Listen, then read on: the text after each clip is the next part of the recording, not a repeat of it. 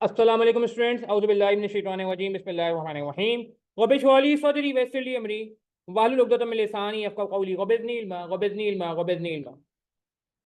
अच्छा जी, आज के सेशन के 3 एजेंडे हैं। हम तीनों एजेंडों को पहले लिख लेते हैं कि आज के एजेंडा क्या है हमारे लिए। बड़ा इंपॉर्टेंट एजेंडा है और कुछ कंटेंट ही मैंने आपसे शेयर करना है। ठीक है, पहला तो एजेंडा ये है, dos and don'ts of BFD.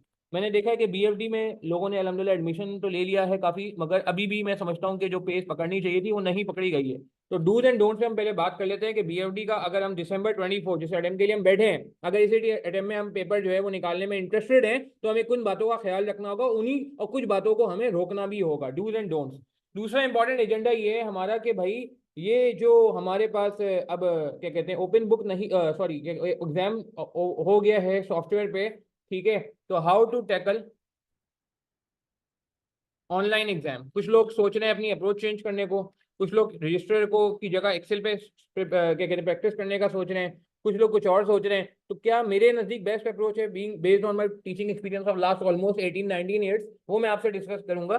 ठीक है जी, ऑनलाइन एग्जाम को कैसे टैकल करेंगे। अच्छा, ऑनलाइन एग्जाम को टैकल करना इसलिए मेरे लिए नया नहीं है क्योंकि मैं ऑलरेडी 2 पेपर MSA 2 जो सबसे पहले ऑनलाइन में कन्वर्ट हुआ था, और CFAP 3 जो पिछले टाइम में ऑनलाइन में कन्वर्ट हुआ, ये मैं ऑलरेडी पढ़ा रहा हूँ। MSA 2 को तो काफ़ी अटेम्प्ट हो गई हैं, आई गेस 3-4 अटेम्प्ट हो चुकी हैं जब से ये ऑनलाइन हुआ है, और अल्लाह का शुक्र है कि हम लोग जो है, हम मैं और मेरे साथ एक और टीचर होते हैं, हम लोग जो है पहले अटेम्प्ट से ही और प्रोएक्टिवली इस पे काम कर रहे थे। अच्छा, इसके अलावा CFAP 3 भी ऑनलाइन हुआ है, तो कैसे मैं समझता हूँ कि ऑनलाइन की तैयारी ज़्यादा बेहतर कराई जा सकती है, तो मैं समझता हूँ ज़्यादा बेहतर एक्सपीरियंस मैं आपसे शेयर कर सकता हूँ बेस्ड ऑन जो ICAP के ही सॉफ्टवेयर से रिलेटेड है। और तीसरा इंपॉर्टेंट ये है कि स्टडी अप्रोच क्या होनी चाहिए एंड रिमेनिंग टाइम। अभी क्या प्लान बन सकता है, मैंने एक प्लान खुद भी बनाया है, कल मैंने ग्रुप में शेयर किया था। एक्सेल बेस्ड प्लान भी है, PDF बेस्ड प्लान भी है। इस तरह का प्लान आप चाहें तो आप डिफरेंट तरीके से भी इसको मोल्ड करके बना सकते हैं। तो study approach for remaining time, कि अभी रिमेनिंग टाइम में हम कैसे लेके चलें कि हमारा क्लाइंट भी सही से निकल जाए और हमारी तैयारी भी बेहतरीन तरीके से हो। ठीक है जी, स्टार्ट करते हैं dos and don'ts of BFD। अच्छा देखें, BFD से रिलेटेड पहली तो बड़ी इंपॉर्टेंट बात मैं करता चलूँ कि देखें, ये वो पेपर, ये थोड़ा ब्लैक पेपर है। मैं इंट्रो सेशन में भी ये बात कर चुका हूँ थोड़े दिन पहले जो मैंने लाइव सेशन लिया था, कि इस पेपर की खास बात यह है कि इसमें अल्हम्दुलिल्लाह अल्लाह का बहुत करम है, एहसान है कि अगर आप मेहनत करके जाते हैं, तैयारी करके जाते हैं, तो 90% 95% चांस है, अगर अच्छी तैयारी के साथ जा रहे हैं तो पेपर पास हो जाएगा।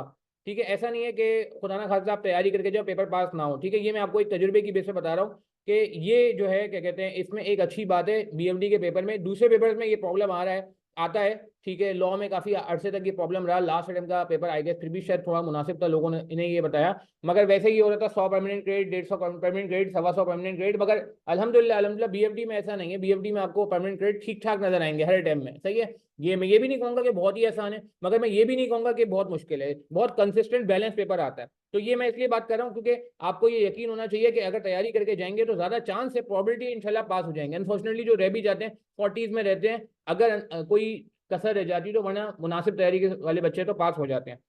तो ये एक मैंने बात कर ली।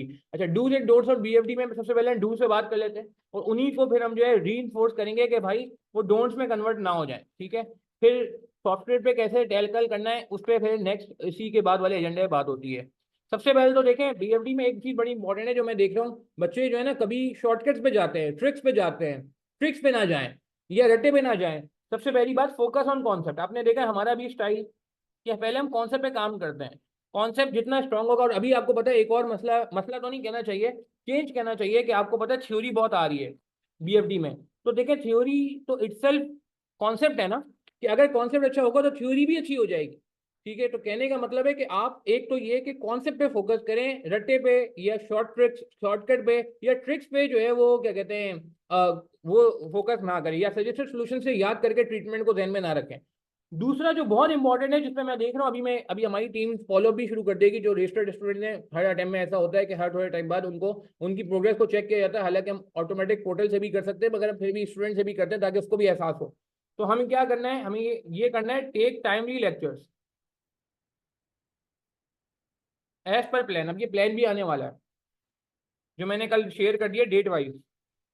ठीक है जी, अगर मिसाल के तौर पे आज हम 30 जून को खड़े में, तो ये प्लान ये कह रहा है कि 30 जून का मतलब है कि आपको होना चाहिए लेक्चर नंबर, मिसाल के तौर पे 13 का कंप्लीट हो जाना चाहिए, 13 लेक्चर कंप्लीट हो जाने चाहिए। ये पार्ट्स में ब्रेक किया हुआ है आपकी आसानी के लिए, जैसे कि इंप्रूव लेक्चर्स में बात की गई थी, मैं भी उस पर बात नहीं करना चाहूंगा, अभी हमारा एजेंडा थोड़ा डिफरेंट है। तो 30 जून को आपको यहाँ होना चाहिए, संडे वाले दिन आपको यहाँ होना चाहिए। कि पूरा एक प्लान जो है ना, पूरी अटेम्प्ट का बना के दे दिया गया है जिसमें हर हफ्ते 5 दिन आपसे कहा गया है क्लासेस लें।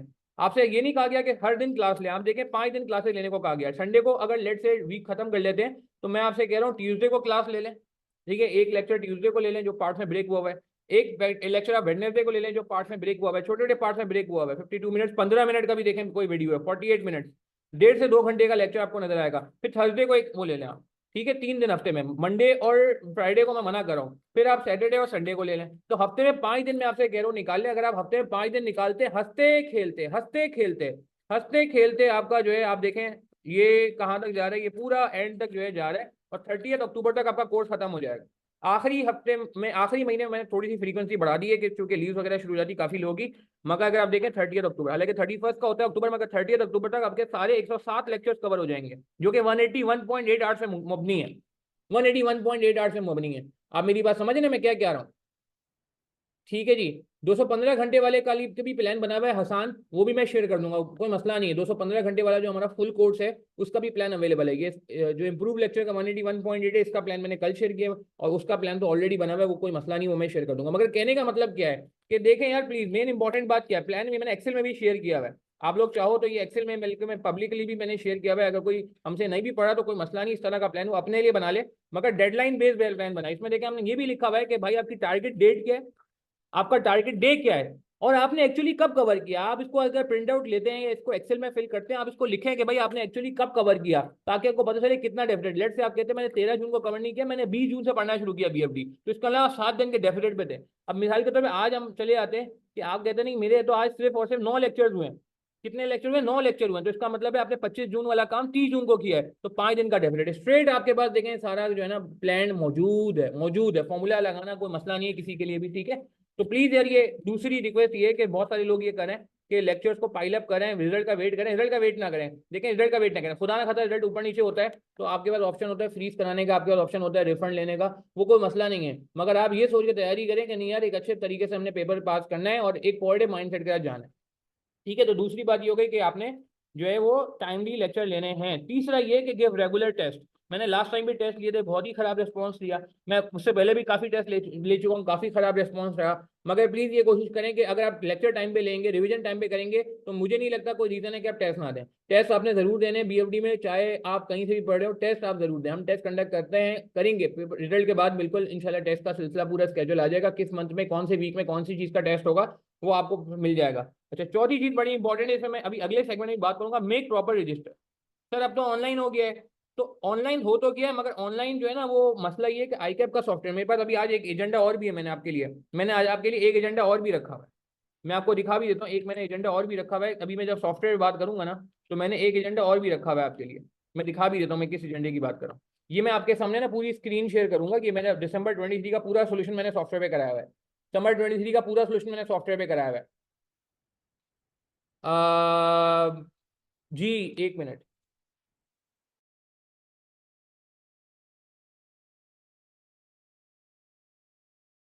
तो मैं ये कह रहा था, मैंने आपके लिए देखें ये भी एक रखा हुआ है एजेंडा, ये देखें इसमें मैंने पूरा बताया हुआ है। ये आपको जब मैं आपसे शेयर करूंगा अभी थोड़ी देर में आपको बताऊंगा, तो आपको पता चलेगा कि ये एक्सेल नहीं है, ये एक्सेल नहीं है, ये वर्ड और एक्सेल का दरमियानी कोई चीज़ है।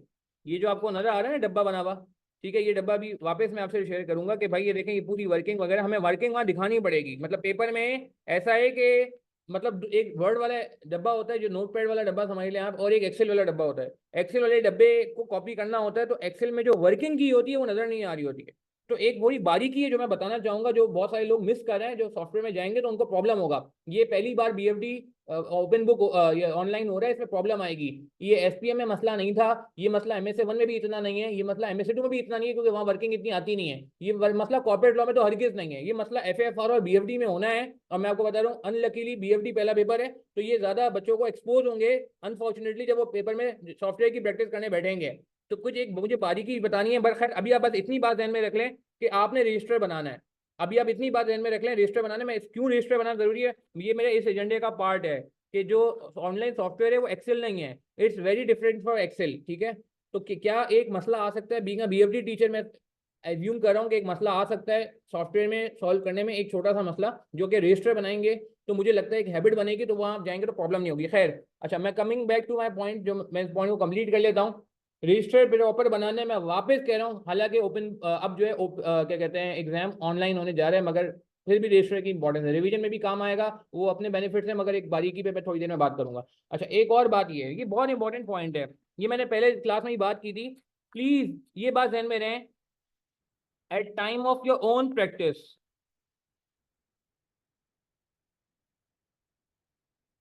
Refer solution at the end. ईमानदारी से बताएं कितने लोग ऐसे हैं जो खुद से प्रैक्टिस कर रहे होते हैं, बीएफडी की बात नहीं कर रहा मैं, एफआर की बात कर रहा हूँ, या पुराने कैश के पेपर्स की बात कर रहा हूँ, कैलकुलेशन बेस्ड पेपर की बात कर रहा हूँ। कितने लोग ऐसे हैं जो जो जो खुद से जब सॉल्व कर रहे होते हैं और कहीं बीच में फंस जाते हैं, अटक जाते हैं, कुछ समझ नहीं आ रहा होता, तो सोल्यूशन रेफर कर लेते हैं दरमियान में। क्या हम में से कोई ऐसा है? कोई मसला नहीं है, परेशानी की बात नहीं, अगर ऐसा है तो बता दे, मैं नाम नहीं लूंगा इस बार। क्या हम दरमियान रास्ते में, बीच रास्ते में सोल्यूशन रेफर करते हैं? जो नहीं करते वो नो कर दें, जो करते हैं वो यस कर दें, कोई मसला नहीं है इसमें। हमें इस्लाह करनी है अपनी।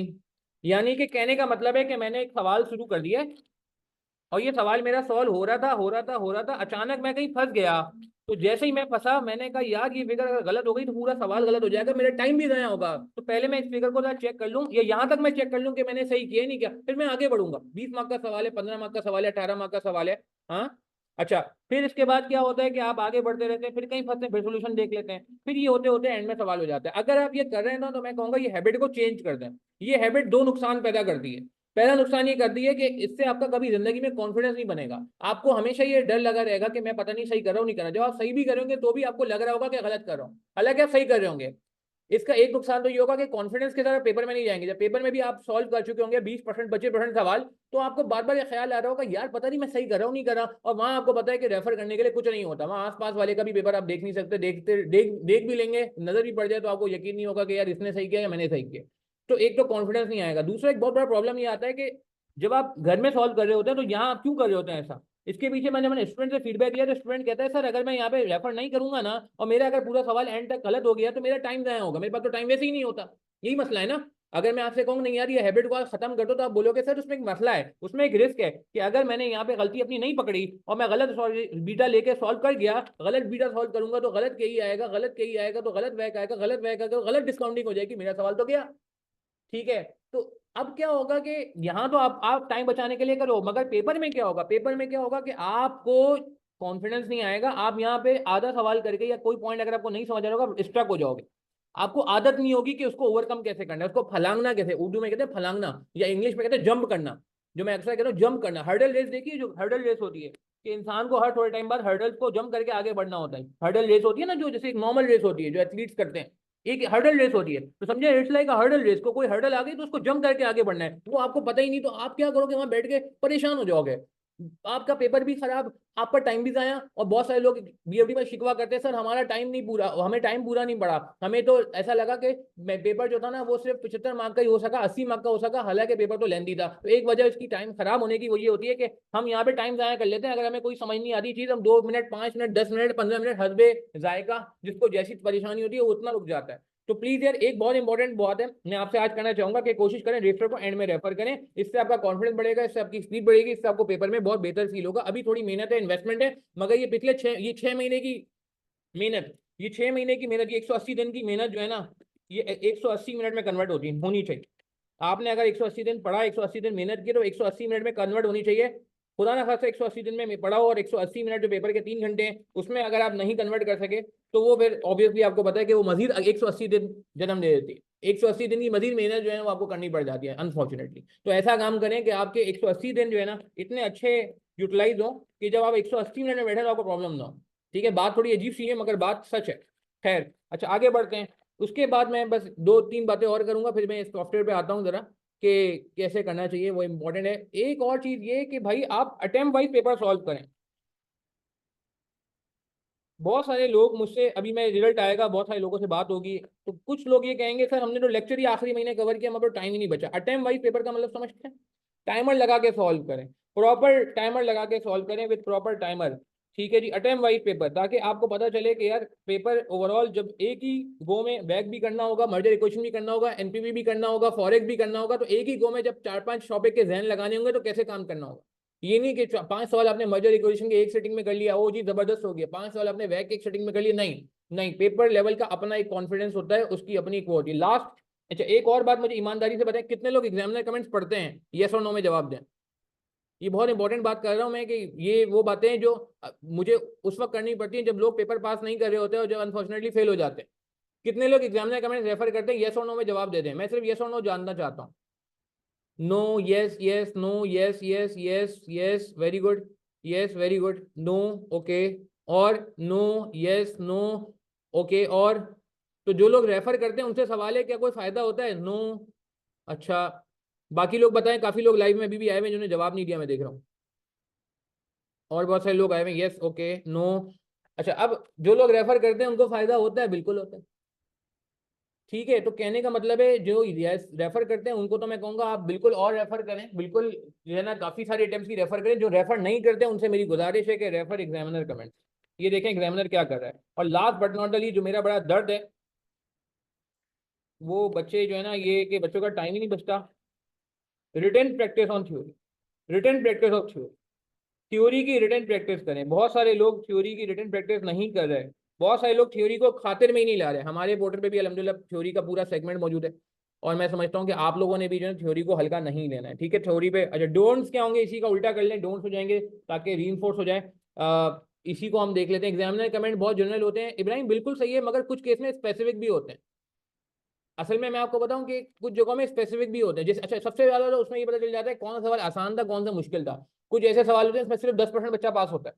अब वो सवाल अगर आपका सही हो जाता है तो आपको ये कॉन्फिडेंस आता है कि नहीं यार मैं तो अच्छी तैयारी से जा रहा हूँ। और कुछ ऐसे सवाल होते हैं इसमें 50-60% बच्चा पास हुआ होता है, क्योंकि वो परसेंटेज वाइज भी बताता है ना कि किस सवाल में कितने परसेंट बच्चे पास हो। तो अगर आपका वो सवाल खराब होता है तो it mean it's eye opener. तो वो कुछ जनरल मिस्टेक भी बताता है मेरे ख्याल से। ठीक है, बिल्कुल थ्योरी का टैब हमने अलग बना दिया है, जनरल थ्योरी भी है और स्पेसिफिक थ्योरी भी है। और थ्योरी को इंशाल्लाह आगे के सेशन में हम अलग से भी कवर कर रहे होंगे। ठीक है, थ्योरी का टैब मैं भी आपको पोर्टल दिखाऊंगा तो उसमें नज़र भी आ जाएगा। अच्छा जल्दी जल्दी डोंट से बात कर लेते हैं भाई, कि डोंट लर्न। डोंट्स में क्या है कि इसी का उल्टा कर दें। इसका उल्टा क्या है कि ये मेमोराइजिंग ट्रीटमेंट्स, कुछ लोग ट्रीटमेंट को मेमोराइज कर लेते हैं, रट्टा लगा लेते हैं, और ट्रिक्स, तो ट्रिक्स रट्टा लगा लेते हैं, ये आएगा तो ऐसे कर लेंगे, नहीं ऐसा नहीं करें। जहन में होनी चाहिए हर चीज़ की हम फॉरेक्स में ट्रिक्स लगाते हैं मगर उसके पीछे पूरी मैथमेटिकल लॉजिक होती है। पहले पूरी लॉजिक में मैं पहले पूरा काम करवाता हूँ, फिर मैं कहता हूँ हाँ यार अब ये लॉजिक हो गई, अब आप ये यूज़ कर लो। ठीक है, आप यहाँ पे डोंट्स में पेंडिंग लेक्चर्स, कोई पेंडिंग लेक्चर नहीं रखना है। अगर आपने पेंडिंग लेक्चर्स रखे तो ये आप अपने साथ नाइंसाफी करेंगे, किसी के साथ नाइंसाफी नहीं करेंगे। हमें तो चले अफसोस होगा ही होगा। ठीक है, आपको पता है जो लोग मुझसे पहले पढ़ चुके हैं कि पेंडिंग लेक्चर्स का पूरा फॉलोअप होता है। एडमिन पूरा आपसे जो है स्टेटस लेते हैं, मुझे फॉलो करता है, फॉरवर्ड करता है, मेरे पास पूरी एक शीट बनी होती है, उस शीट में मैं हर बंदे के दिमाग को रीड करता हूँ, फिर मैं उसके दिमाग के हिसाब से जो है ना उसके वॉइस नोट्स पे फॉरवर्ड करवाता हूँ। ये हर एक्सरसाइज एटॉमिक एक्सरसाइज होती है, सेट में भी होगी कि आपका जितना आप टाइमली लेक्चर लेंगे उतना आपको मेरी तरफ से पॉजिटिव वॉइस नोट मिलेगा, पॉजिटिव फीडबैक मिलेगा, वो आपके लिए मोटिवेशन होगा। नहीं आप कवर करेंगे तो वो मेरे लिए भी परेशान गुन होगा, आपके लिए भी परेशान गुन होगा। रेगुलर टेस्ट में अगर आप क्या करेंगे, स्किप करेंगे टेस्ट, ये डोंट्स है कि ये नहीं करना है कि टेस्ट स्किप करने शुरू कर दिए, नहीं। इग्नोर टेस्ट, कि टेस्ट का मैसेज ही इग्नोर कर दिया। अच्छा टेस्ट था कब, सर ने कोई टेस्ट भी लिए हैं? ऐसी बातें भी सुनने में आती हैं कि लोग कहते हैं कि यार टेस्ट कब हुआ, मुझे तो पता ही नहीं चला। तो ये भी प्लीज आप इन चीज़ों से जो है वो करना है। क्वेश्चन आंसर सेशन से पहले मैं एक बात कर लूँ, क्वेश्चन आंसर सेशन के अलावा भाई जो लोग मुझसे पढ़ रहे थे उनको पता है ये मेरा नंबर होता है, जो कि मेरा पर्सनल नंबर होता है, और मैं क्वेरीज को खुद पर्सनली रिस्पॉन्ड करता हूँ वन ऑन वन बेसिस पे। तो जो लोग मुझसे क्या कहते हैं कनेक्टेड हैं ग्रुप में, उन्होंने देख लिया है कि ये नंबर चाहे तो वापस नोट कर लें। तो वो क्वेश्चन आंसर सेशन की जगह हमारे कुछ इंपॉर्टेंट सेशन होंगे प्रैक्टिस सेशन सॉफ्टवेयर के मजीद। ठीक है, क्वेश्चन आंसर के लिए कोई सेशन का वेट करने की जरूरत नहीं है आपको, आपके पास मेरा नंबर मौजूद है, just give me a message. 24 hours के अंदर नॉर्मली मैं अलहमदिल्ला रिस्पॉन्ड कर देता हूँ, फ्री होता हूँ तो ज़्यादा जल्दी रिस्पॉन्ड कर देता हूँ। तो ये वन ऑन वन कम्युनिकेशन के थ्रू जो है वो क्वेरी जो है ना क्या कहते हैं रिस्पॉन्ड हो रही होती है अलहमदिल्ला। अच्छा उसके अलावा इसमें ये कि रिलाइंग ऑन जस्ट एक्सेल, ये गड़बड़ हो जाएगी अगर आपने ऐसे किया तो। एक गड़बड़ हो जाएगी, रिवीजन में ही प्रॉब्लम होगी और बाद में ही प्रॉब्लम होगी, मैं भी इस पर बात भी करूंगा खुल के।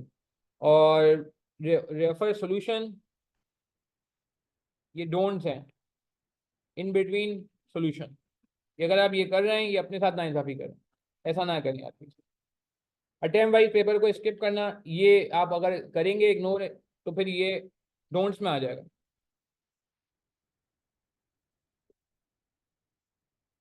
ये मैं आपसे अभी बात, बहुत सारी बातें जनरल लग रही हैं, मगर जैसे जैसे अटेम्प्ट आगे बढ़ती है, आप क्लाइंट आपका बिजी आपको करना शुरू कर देता है, आपका टाइम कम होना शुरू हो जाता है, तो आप फिर शॉर्टकट ढूंढने लगते हैं। तो ऐसा नहीं करना, हमने शॉर्टकट्स पे नहीं जाना, हमने 180 दिन इतना अच्छा पढ़ना है कि हमें मजीद 180 दिन ना पढ़ना पड़े। हमें 180 दिन मजे की बात, ये 180 का फिक्र बड़ा खतरनाक है। ये घंटे भी 180 बन रहे हैं हमारे लेक्चर्स के इस बार, दिन भी 180 होते हैं, 6 महीने की अटेम्प्ट होती है, ठीक है, कुछ दिन आप प्लस माइनस कर दें, ठीक है, पेपर वगैरह के।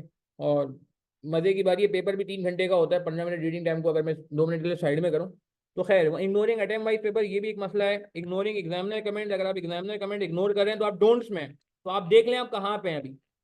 अगर आपके पेंडिंग लेक्चर हैं तो आप डोंट्स में हैं। अगर आपने टेस्ट ना देने का फैसला कर लिया, आप डोंट्स में हैं। अगर आपने जो है वो एक्सेल पे काम शुरू कर दिया तो आप डोंट्स में हैं। अगर आप मेमोराइज करें ट्रीटमेंट तो आप डोंट्स में हैं, ठीक है। अगर आप थ्योरी को इग्नोर कर रहे हैं तो आप डोंट्स में। तो आप डोंट्स में हैं या डूज में हैं, ये आप देख लें। इसको मैं चाहूंगा कहीं नोट करना है, नोट कर लें, ठीक है। फिर मैं आगे बढ़ूंगा अगले सेगमेंट पे कि सॉफ्टवेयर को कैसे टैकल करना है। इसको प्लीज नोट करना है, नोट कर लें। कम से कम 6 से 7 अटेम्प्ट से पेपर तो सॉल्व करके जाएं। दूसरी बात ये जो मैंने बताया कि प्रॉपर रजिस्टर बनाना चाहिए, अभी मैं इस पर बात भी करूंगा इब्राहिम, अभी डिटेल में। ऐसा मैं क्यों कह रहा हूँ, रजिस्टर ही बनाएं। एक्सेल पे करने में एक नुकसान हो सकता है, पेपर में बैठ के आप जब जाएंगे तो शायद आपको वहाँ पे प्रॉब्लम हो सकता है। वो क्या है प्रॉब्लम, मैं अभी बताता हूँ। 1 मिनट इसको नोट कर लें, फिर मैं बात को आगे बढ़ाता हूँ। अच्छा जी, दूसरे सेगमेंट में बात करते हैं। ऐसे किसी के पास मेरा नंबर नहीं है तो ये नोट कर लीजिएगा, और कोई भी क्वेरी होती है मैं बिल्कुल इंशाल्लाह पर्सनली अवेलेबल रहता हूँ व्हाट्सएप पे, और मैं आपकी क्वेरी को रिस्पॉन्ड कर दूंगा। अच्छा, दूसरा इंपॉर्टेंट एजेंडा था हमारा कि भाई ये ऑनलाइन सॉफ्टवेयर को कैसे डील करना है, तो एक मैंने डॉक्यूमेंट आपसे शेयर करना था, ठीक है। ये जरा डॉक्यूमेंट देख लेते हैं कि मैंने क्योंकि सॉफ्टवेयर पे प्रैक्टिस अल्हम्दुलिल्लाह काफ़ी कराई हुई भी है, तो मैं चाहूँगा कि पहले उसको वो जो है ना मैं आपको दिखाऊँ। अच्छा, ये एक क्या कहते हैं आपके पास एक बैकग्राउंड भी है, पहले मैं बैकग्राउंड बता देता हूँ और फिर उसके बाद जो है मैं बात आगे बढ़ाऊंगा। देखें यार, ये ऐसा है कि MSA 1 MSA 2 में पहले सॉफ्टवेयर पे हुआ था, फिर उसके बाद जो है ICAP ने CFAP 2 और CFAP 5 सॉफ्टवेयर बेस किया, और फिर CFAP 3 किया पिछले टाइम में, और इस टाइम में CFAP 4 किया। तो एक बात तो ये ध्यान में रख लें कि ये नया नहीं है, ये ऑलरेडी ICAP प्रीवियस काफ़ी पेपर्स पे कर चुका है। अब ये 1-2 पेपर और रह गए, 2 पेपर और रह गए, बाकी सब पे हो गया है। अच्छा, थोड़ी सी स्टोरी ये थी कि जब ये फर्स्ट टाइम हो रहा था MSA में, तो मुझे अभी भी याद है कि जून में अटेम्प्ट में ये होना था, और क्या कहते हैं सॉफ्टवेयर बेस्ड, और बहुत हर्डल्स आए थे, बहुत हर्डल्स आए थे। सॉफ्टवेयर में काफ़ी चैलेंजेस थे, स्टूडेंट्स ने बड़ी शोर मचाया था, टीचर ने भी बहुत शोर मचाया कि जी इसमें काफ़ी प्रॉब्लम है। मुझे याद है मैंने खुद बहुत लंबी चौड़ी मेल की थी ICAP को कि इसमें काफ़ी प्रॉब्लम्स हैं और इसको रिजॉल्व करना चाहिए। क्रेडिट गोज टू ICAP के ICAP ने बहुत सारे मसले उसमें रिजॉल्व कर दिए थे। और एक बात बार बार ICAP ने की थी पूरे सेशन में कि भाई जून में सॉफ्टवेयर पे ही होगा, मसले हम रिजॉल्व करेंगे मगर होगा सॉफ्टवेयर पे। और एंड में ये हुआ कि वाकई जून में जो है सॉफ्टवेयर पे पेपर हुआ। बताना स्टोरी का मकसद सिर्फ ये था कि स्टूडेंट्स आखिर तक, अप्रैल एंड तक एक कंफ्यूजन का शिकार थे कि शायद उनको लगता था कि अभी भी शायद सॉफ्टवेयर पे ना हो, अप्रैल एंड तक भी। तो हुआ ये कि अप्रैल एंड में जाके ICAP का जब एक और नोटिफिकेशन आया ऑलमोस्ट उसी के आसपास, तो तब जाके स्टूडेंट्स को हुआ कि नहीं यार अब सॉफ्टवेयर भी करना है। अब मसला ये था कि पूरी अटेम्प्ट गुजर गई थी और आखिरी महीना बचा था खाली मई का। अब 1 महीने में सॉफ्टवेयर की तैयारी करनी थी, तो अल्लाह का शुक्र है खैर हम तो पहले से काम कर रहे थे, जो हमारे अपने MSA 2 के स्टूडेंट्स थे। बाकी लोगों ने भी, मैं कहूँगा कि MSA 2 के जो लोग जो है कि जिन्होंने बाद में सॉफ्टवेयर पर प्रैक्टिस शुरू की, उन्होंने भी तैयारी कर ली, सॉफ्टवेयर को प्रिपेयर कर लिया। और बल्कि मुझे याद है बहुत सारे लोग ने तो मिड ऑफ मई में जाके सॉफ्टवेयर पे हाथ जो है ना सेट करना शुरू किया। और जब रिजल्ट आया तो मैं आपको यकीन से कह रहा हूँ कि किसी एक बंदे ने मुझे ये नहीं बोला होगा कि मैं सॉफ्टवेयर के लिए फेल हूँ। उसने बोला जी मेरे कॉन्सेप्ट का मसला था, या मैं पेपर में टाइम नहीं मैनेज कर सका, या फिर ये कि मैं पेपर में जो है वो क्या कहते हैं एक फला प्रॉब्लम का शिकार हो गया। मगर किसी ने ये नहीं बोला कि सॉफ्टवेयर चूंकि इतना था खराब था कि मैं पेपर जो है नहीं अटेम्प्ट कर सका, ऐसा कोई नहीं मिला। तो बताने का मकसद है कि सॉफ्टवेयर को सर पे सवार ना करें, सॉफ्टवेयर के लिए आप लास्ट मंथ में कुछ प्रैक्टिस क्वेश्चन करके जाएंगे तो आपका काम हो जाएगा। दूसरी बड़ी इंपॉर्टेंट बात यह है कि ये ध्यान में रहे कि सॉफ्टवेयर एक्सेल नहीं है। बहुत सारे लोग ये कह रहे हैं कि सर हमें रजिस्टर नहीं बनाते, हम एक्सेल पे सारा काम शुरू कर देते हैं क्योंकि पेपर तो एक्सेल बेस्ड हो रहा है। पेपर एक्सेल बेस्ड नहीं है, पेपर सॉफ्टवेयर बेस्ड है। सॉफ्टवेयर को समझने की जरूरत है, ठीक है, कि सॉफ्टवेयर में 2 एरियाज होते हैं, एक एक्सेल बेस्ड एरिया होता है नीचे वाला, ठीक है, और एक वर्ड बेस्ड एरिया होता है।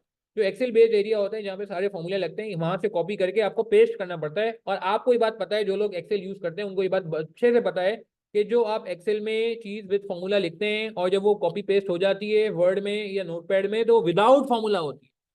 तो मेरे लिए एक बहुत बड़ा लम्हे फिक्रिया सॉफ्टवेयर पे सिर्फ एक ये है, जो कि मैं उम्मीद करता हूँ कि ICAP किसी तरीके से इसको एड्रेस कर दे। वो ये कि जब बच्चा यहाँ से कॉपी करके वहां पेस्ट करेगा तो उसकी वर्किंग नहीं आएगी। पहले मैं सीरियसनेस से बात करने में इंटरेस्टेड हूँ कि इससे नुकसान क्या होगा। इससे नुकसान ये होगा कि आपको नजर आ रहा है यहाँ पे, मैंने कुछ हाईलाइट भी किया हुआ है कि आप देख रहे हैं मैंने ये कुछ वर्किंग ब्रैकेट में की हुई है। अब ये वर्किंग मुझे ब्रैकेट में करने की तुक नहीं बनती, क्योंकि मैं तो ये एक्सेल से उठा रहा हूँ। तो एक्सेल में तो ये सारी चीजें ऑलरेडी हुई भी होती है ना। एक्सेल में क्या है, मुझे इसके साथ सिर्फ इजिकल टू का फॉर्मूला लगाना है, मुझे ऑटोमेटिकली आंसर देगा। मगर आप देखें मैं वर्किंग शो कर रहा हूँ।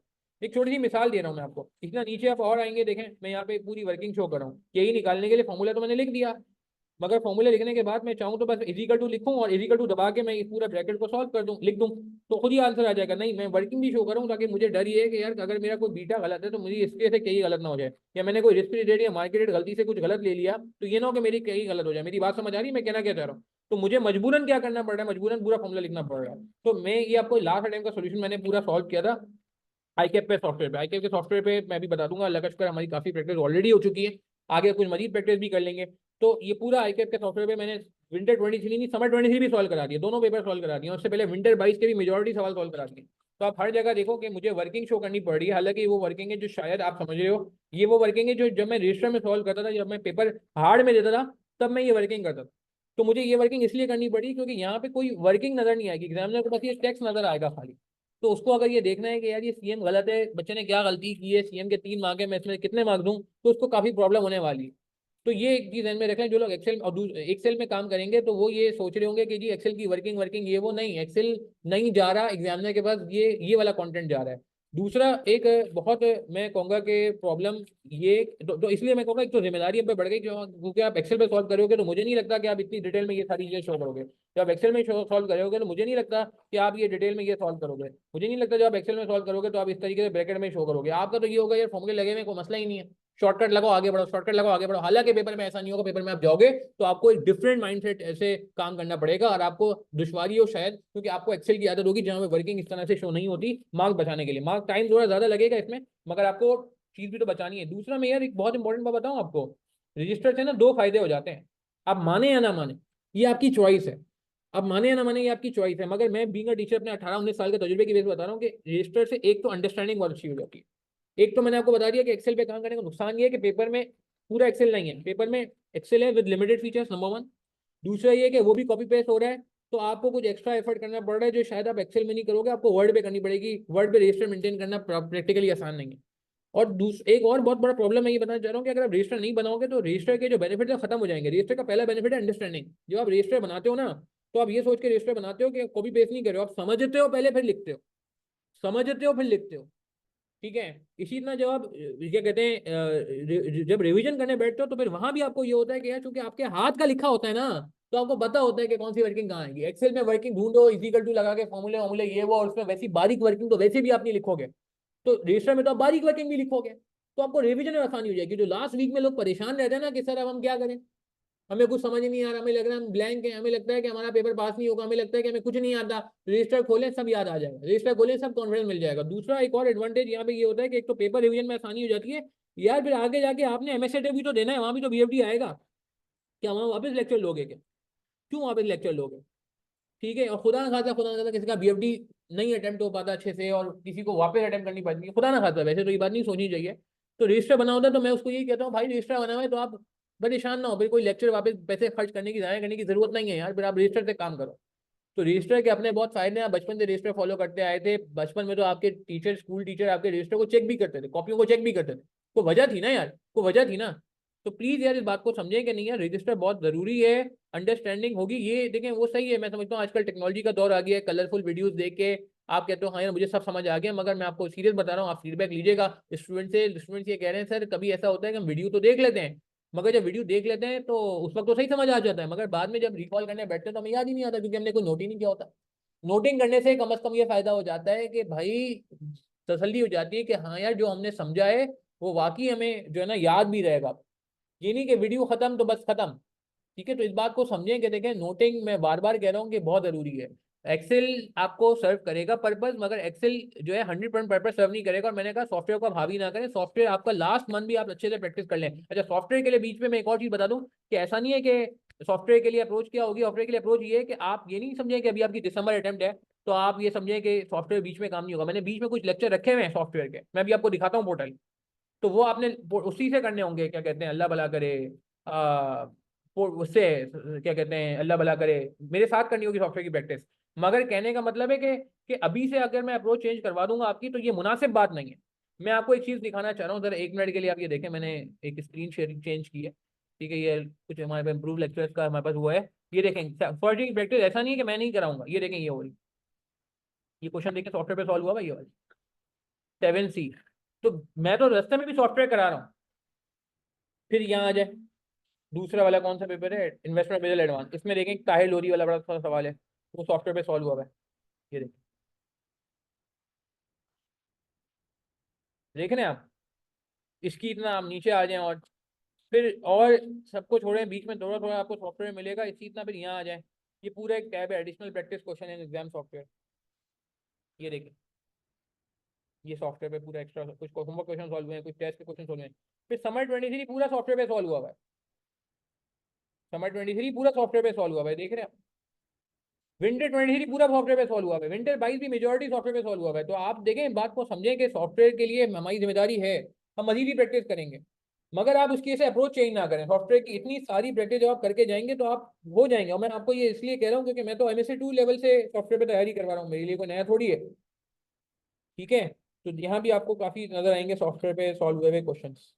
तो इसलिए मैं कहूँगा कि प्लीज इसको वो ना हो, सॉफ्टवेयर की वजह से अपनी अप्रोच चेंज ना करें, रजिस्टर प्रॉपर बनेगा और रजिस्टर के अपने एडवांटेजेस हैं। और सॉफ्टवेयर एक्सेल पे करने से मुझे नुकसान ये है कि एक तो मुझे रिवीजन में प्रॉब्लम होगा, अंडरस्टैंडिंग का प्रॉब्लम होगा, और दूसरा ये कि जब मैं पेपर में जाऊंगा तो मुझे पता चलेगा वो एक्सेल तो ऐसा था ही नहीं, और मुझे एक्सेल यूज करने के साथ साथ मुझे कुछ वो करने पड़ेंगे। आई कैप अगर इसमें कोई अच्छा काम कर दे जो ACCA में होता है तो बड़ा अच्छा हो जाएगा, कि लेट से नोट पैड वाली चीज वो रखे थ्योरी के लिए, थ्योरेटिकल आंसर्स के लिए। और ACCA में क्या होता है कि जो कैलकुलेशन बेस्ड आंसर होते हैं वो एक्सेल पे ही सॉल्व करने होते हैं, तो उससे आसानी हो जाती है कि यार कोई अगर वर्किंग है तो वहीं नजर आ जाएगी। तो ये हो सकता है कि मॉडिफिकेशन करते हैं, मेरी कोई बात नहीं हुई आई कैप से, मैं अपना एक वाइल्ड गैस जिसे कहते हैं वो लगा रहा हूँ, ठीक है। अगर ऐसा हो जाता है तो बहुत अच्छी बात है, मेरी ख्वाहिश है, मेरी विश है कि यहाँ पे ऐसा हो कि जो कैलकुलेशन बेस्ड क्वेश्चन है वो एक्सेल पे ही सॉल्व हो और वहीं पे चेक हो, ज्यादा कि वो ऊपर जो है कॉपी पेस्ट होके जाए, जहाँ पे मैं समझता हूँ कि स्टूडेंट को प्रॉब्लम हो सकती है, क्योंकि वहाँ पे वर्किंग शो नहीं हो रही होती है। एक्सेल पे ज्यादा फोकस आपका स्ट्रक्चर वगैरह पे होता है, वर्किंग आप फॉर्मूले के थ्रू शो करते हैं इजिकल टू लगा के। तो ये आई होप मैंने कुछ बात आपने यहाँ पे करनी थी मैंने कर दी सॉफ्टवेयर रिलेटेड। लास्ट में मैं एक बात और करूंगा, फिर हम जो है क्या कहते हैं सेशन को एंड कर देंगे। ये क्या कहते हैं, अल्लाह भला करे,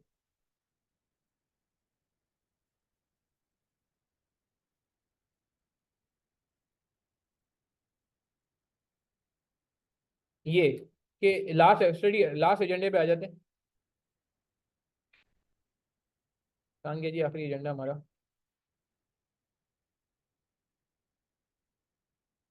ये स्टडी अप्रोच। देखें, ये मैंने पूरा प्लानर डिटेल में बनाया हुआ है आपके लिए। ये प्लानर मैंने जो है आपसे PDF में भी शेयर किया हुआ है, ठीक है ना, आपके सामने पूरा प्लानर PDF में अवेलेबल है। और ये प्लानर मैंने ना एक्सेल पे भी शेयर किया हुआ है, मैं एक्सेल भी आपको दिखा देता हूँ अभी, ठीक है, ये एक्सेल पे भी अवेलेबल। तो देखें, इसमें ये इतना डिटेल प्लानर आपके लिए बनाया गया है, इसमें सब आ रहा है, इसमें सब आ रहा है कि कौन सा लेक्चर किस दिन लेना है आपने। अच्छा, एक चीज़ ये है कि इस प्लानर को बनाते हुए आप पे बोर्ड बर्डन नहीं डाला गया है। लेक्चर्स को देखें, वैसे तो मिनट मिनट में छोटा कर दिया गया है, दूसरा ये कि बर्डन नहीं डाला गया। थर्सडे आप क्लास ले लो, ठीक है, फ्राइडे आप क्लास ले लो, ठीक है, शुरू में हमें से किया गया, मगर आगे से ये किया गया है कि संडे को आपने क्लास ले ली। अब संडे के बाद आपने ट्यूसडे, वेडनेसडे और थर्सडे से पढ़ना है, मंडे और फ्राइडे का आपको ऑफ दिया गया है, क्वेश्चन दिया गया है। और सैटरडे संडे ये 5 लेक्चर पर वीक के हिसाब से चल रही है कहानी, 5 लेक्चर पर वीक, 5 पर वीक के हिसाब से आप देखें, होते होते होते होते होते होते सिर्फ लास्ट मंथ में अक्टूबर में हमने थोड़ा बर्डन डाला है कि थोड़े लेक्चर की आपको फ्रीक्वेंसी डेली पे ले आए, तो 30 अक्टूबर को आपका कोर्स खत्म हो जाएगा। अगर आप इस प्लान को फॉलो करते हैं, इसमें सब चीजें कवर्ड है, पास पेपर प्रैक्टिस भी कवर्ड है, कॉन्सेप्ट भी कवर्ड है। 180 आवर्स पे हम ले आए कोर्स को, 215 घंटे का कोर्स पहले हुआ करता था, 180 आवर्स पे आ गया कोर्स। तो 180 आवर्स पे कोर्स हमारा आ चुका है टोटल। तो अब ये पूरा प्लान आपके सामने अवेलेबल है, पूरा प्लान अवेलेबल है A to Z, डे भी अवेलेबल है, डेट भी अवेलेबल है। और मजे सोने पे सुहागा ये है कि इस पे आपके फिलिंग का भी एक ऑप्शन रखा हुआ है कि यार आप फिल करो। लेट से आप कहते हो नहीं यार मैंने तो स्टार्ट ही 13 जून की जगह 20 जून से किया था, तो अगर आपने 20 जून से स्टार्ट किया तो इसका मतलब 7 7 के डेफिनेट पे आप पहले दिन। लेट से आज मैं कहता हूँ कि जी आज आप मिसाल के तौर पे आप कहते हो कि मैं 25 जून पे हूँ, सॉरी मैं 90 लेक्चर पे हूँ, मैंने 9वां लेक्चर कंप्लीट किया, तो इसका मतलब है आप 30 जून को जब दिन ये अभी हम सेशन ले रहे हैं उस दिन आप 25 जून पे हो, तो इसका मतलब 5 दिन का डेफिनेट है। मिसाल दे रहा हूँ मैं आपको, तो ये आपको पता चल जाएगा डेफिनेट कितना है या आगे कितना है। और ये मैंने एक्सेल पे इसलिए भी शेयर किया भाई, मैं एक्सेल वर्जन भी दिखा देता हूँ। कि एक्सेल पे इसलिए शेयर किया है कि अगर आपको लग रहा है कि यार मतलब मिसाल के तौर पे मैं मतलब वो करना चाह रहे हैं, आप मॉडिफाई करना चाह रहे हैं, कहते नहीं है मैं 31 अक्टूबर को नहीं करूंगा, मैं तो और जल्दी कर लूंगा कंप्लीट, तो कोई मसला नहीं है, आप इसको चेंज कर दें एक्सेल को। मगर ये नहीं करिएगा कि आप अपनी वर्ड से 15 नवंबर कर दें, 10 नवंबर कर दें, मिस यूज हो जाएगा। एक तो ये है कि इसको रिलीजियसली फॉलो करें, इसमें देखें बड़ी एफर्ट हुई है प्लान बनाने में, ये पूरा, और प्लान में कुछ नहीं मांगा आपसे, क्या मांगा है यार, 2 दिन ये ऐड करें, कितने घंटे बने, 1.5 घंटा ही बना, 0.74 0.62 ऐड करें, 1.36 घंटे बनते हैं, 1.36 घंटे, 1.5 घंटा ही नहीं मांग रहा आपसे। बल्कि चलो इसमें वो ऐड कर लो, चलो ये भी ऐड कर लो, तो 2 घंटे, मैक्सिमम 2 घंटे आपको नजर आएंगे, अक्सर जगहों में तो 2 घंटे भी नहीं है यार, अक्सर जगहों में तो 2 घंटे भी नहीं है। कुछ जगहों में तो आप देखें ये आप देखें कि कितना मांगा गया है, 1.36 घंटा, यहाँ पे तो और कम मांगे गए, 1.06 घंटे, ये तो और कम कर दिया गया है। तो कुछ जगहों में आप देख रहे हैं कि और लेवरेज दिया गया, इन दोनों को ऐड करें 1.19 घंटे, तो दिन के आपसे कोई ज्यादा घंटे भी नहीं मांगे जा रहे यार। ठीक है, लेक्चर्स को भी थोड़ा छोटा रख दिया गया है, ये नहीं किया कि कंटेंट को हम ऑप्शनल में ले गए। मैं वापस पोर्टल पे दिखा देता हूँ अगर आप कहें तो ये मैं कुछ वीडियोस को पोर्टल ऑप्शनल पे लेके गया हूँ कि ये ऑप्शन का मतलब है कि जो आप चाहें तो पहले खुद सॉल्व कर लें, कहीं फंसे तो वीडियो देख लें, तो इस वजह से हमारा थोड़ा सा जो कंटेंट है वो हमने कोड ड्यूरेशन कम कर दिया है। अच्छा वापस आते हैं एक और लास्ट में कि यार आखिरी में स्टडी अप्रोच क्या होनी चाहिए, बहुत सारे लोगों को ये प्रॉब्लम होता है कि यार स्टडी अप्रोच क्या रहे। तो स्टडी अप्रोच के लिए मैं कहूंगा कि आप अपना प्लान भी बनाएं, एक तो प्लान मैंने आपको बना के दे दिया, ये आप मॉडिफाई कर रहे हैं, आप हमसे नहीं पढ़ रहे, आप इस प्लान को मॉडिफाई करना चाहते हैं, आप कर ले, मैंने एक्सेल में इसलिए शेयर किया है कि कोई अपने हिसाब से मॉडिफाई करना चाहते हैं कर ले, कोई मसला नहीं है, ये जस्ट एन आइडिया। ठीक है, मगर ultimately plan should be there, lecture plan should be there.